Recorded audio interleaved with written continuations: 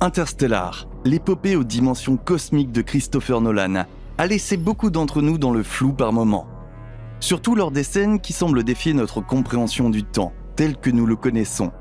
Par exemple, lorsque Cooper dit au reste de l'équipe d'exploration de la planète Miller que chaque heure qu'il passe sur cette planète correspond à 7 ans sur la Terre. La dernière fois que nous avons vérifié, 1 heure dans l'espace ne correspond à rien d'autre qu'exactement 1 heure ici sur Terre. Alors, que se passe-t-il exactement ici ? Pour le comprendre, nous devons explorer les effets étranges de la gravité sur le temps. Alors, restez dans les parages pour que nous vous expliquions la physique derrière la folie temporelle d'Interstellar. La théorie de la relativité d'Einstein. Par une soirée moite à Berne, en mai 1905, un employé de l'office des brevets nommé Albert Einstein rêvassait dans son bureau. Il regarde fixement les tramways qui entrent et sortent de la tour de l'horloge, située en face de sa fenêtre. Alors que la cloche de la tour sonnait, une prise de conscience soudaine s'est produite. Il s'est imaginé assis dans l'un de ces tramways, s'éloignant de la tour de l'horloge.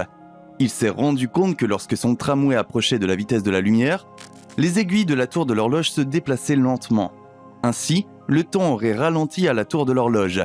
Cependant, pour lui, en sécurité dans son tramway, le temps s'écoulait normalement. Il semble donc que votre perspective et votre accélération dans l'espace affectent même le temps. Einstein y a vu un indice du caractère relativiste du temps lui-même. Cela l'a conduit à la conclusion que le temps est flexible et qu'il s'enroule autour de notre univers physique tridimensionnel, comme une 4e dimension, transformant l'espace en espace-temps. Les objets tels que les planètes, les étoiles, les nébuleuses et les galaxies déforment l'espace-temps qui les entoure lorsqu'ils se déplacent dans l'univers. Les objets ayant une masse plus importante peuvent déformer une plus grande quantité d'espace-temps autour d'eux. Ainsi, tout autre objet se trouvant dans cette sphère d'influence, y compris la lumière, sentira une force s'exercer sur lui. Cette force est définie comme la gravité, selon la théorie de la relativité d'Einstein, et elle est égale à l'accélération ressentie par tout objet se trouvant dans la grande sphère d'influence. Au début du XXe siècle, cette grande révélation a fait passer l'humanité d'une compréhension newtonienne de la gravité à une compréhension relativiste de la gravité, ce qui a confirmé les observations modernes de notre univers. Mais attendez, tout cela est bien beau, mais qu'est-ce que cela a à voir avec Interstellar et les effets du temps dans ce film ? Eh bien, pour cela, regardons ce qui se passe exactement avec le temps lorsque nous accélérons dans l'espace et que nous traversons des régions de champs gravitationnels massifs. Trou noir et dilatation gravitationnelle du temps. Dans Interstellar, lorsque le groupe de débarquement retourne à l'Endurance après leur mésaventure sur la planète Miller, 23 ans semblent s'être écoulés à bord du vaisseau, alors que pour l'équipage, il ne s'agit que de quelques heures. Essayons de comprendre ce qui se passe ici. Si vous vous souvenez, la planète Miller est située près d'un trou noir appelé Gargantua dans le film. Cela signifie que la planète est située profondément à l'intérieur du puits gravitationnel de ce trou noir. C'est là que nous sommes confrontés à un phénomène, dans le cadre de la théorie de la relativité générale d'Einstein, connue sous le nom de dilatation temporelle gravitationnelle.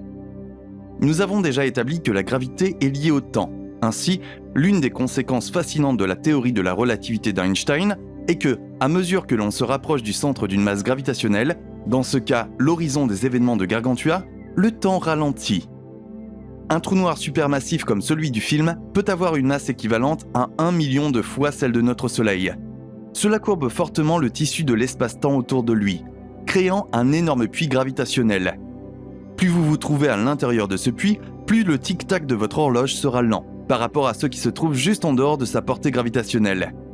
Le physicien Kip Thorne a été consulté pour le film Interstellar. Selon lui, les effets de dilatation du temps sur la planète Miller, dus aux forces gravitationnelles de Gargantua, équivaudraient à ce que la planète se déplace dans l'espace à environ 99,9999998% de la vitesse de la lumière.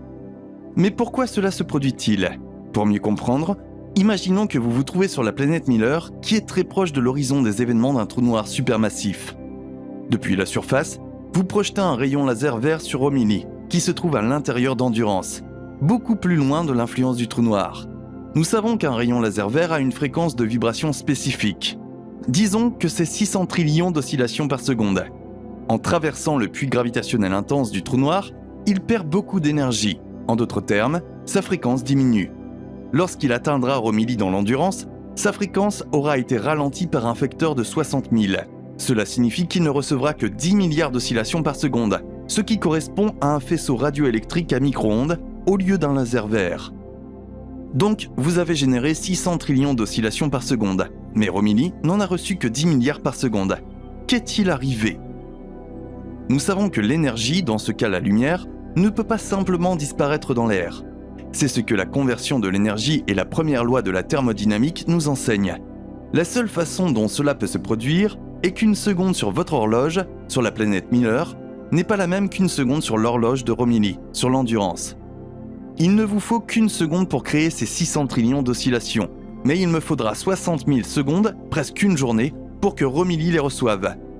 À partir de là, si vous faites quelques calculs approximatifs, vous arriverez à la réponse qu'une heure sur la planète Miller correspondra à près de 7 ans sur l'Endurance. Ainsi, dans le film, le groupe de débarquement a fini par passer plus de 3 heures sur la planète Miller, et lorsqu'ils sont revenus, 23 ans s'étaient écoulés à bord de l'Endurance.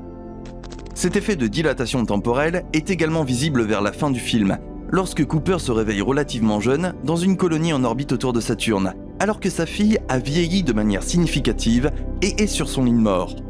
Bien sûr, tout dans le film est exagéré pour l'effet dramatique. Par exemple, si l'effet de dilatation du temps entre la planète Miller et l'Endurance était effectivement de 7 ans pour chaque heure, alors des siècles se seraient écoulés sur Terre, car elle est beaucoup plus éloignée dans l'espace. Mais dans le film, seules des décennies se sont écoulées au moment où Cooper revient. Cependant, comme les scénaristes ont bien compris la physique de la dilatation du temps et ses effets, nous sommes enclins à laisser passer cette inexactitude. J'espère que cela a clarifié pour vous la question du fonctionnement du temps dans Interstellar. Mais si vous avez trouvé tout cela trop déroutant, rappelez-vous juste 2 choses de la théorie de la relativité d'Einstein. Premièrement, plus vous voyagez vite dans l'espace, plus vous voyagez lentement dans le temps. Et deuxièmement, être attiré par une force gravitationnelle vers le centre de la masse équivaut à une accélération dans l'espace. Ainsi, par extension, plus l'attraction gravitationnelle sur vous est grande, plus le temps sera lent. Même sur Terre, les ongles de vos orteils, plus proches du centre gravitationnel, sont légèrement plus jeunes que les cheveux de votre tête. Cependant, la différence est si insignifiante que nous ne les ressentirons jamais. Mais si vous vous rapprochez de la vitesse de la lumière ou de l'horizon des événements d'un trou noir, comme l'équipage d'Interstellar, la dilatation du temps sera un facteur important de votre existence. C'est tout ce que nous avons pour vous aujourd'hui. Si vous avez apprécié cette vidéo, n'oubliez pas de vous abonner à la chaîne et d'appuyer sur la cloche de notification. Ainsi, vous serez informé la prochaine fois que nous publierons une vidéo. Aussi, appuyez sur le bouton j'aime si le sujet d'aujourd'hui vous a plu, cela nous aide beaucoup. Merci et à bientôt dans la prochaine vidéo.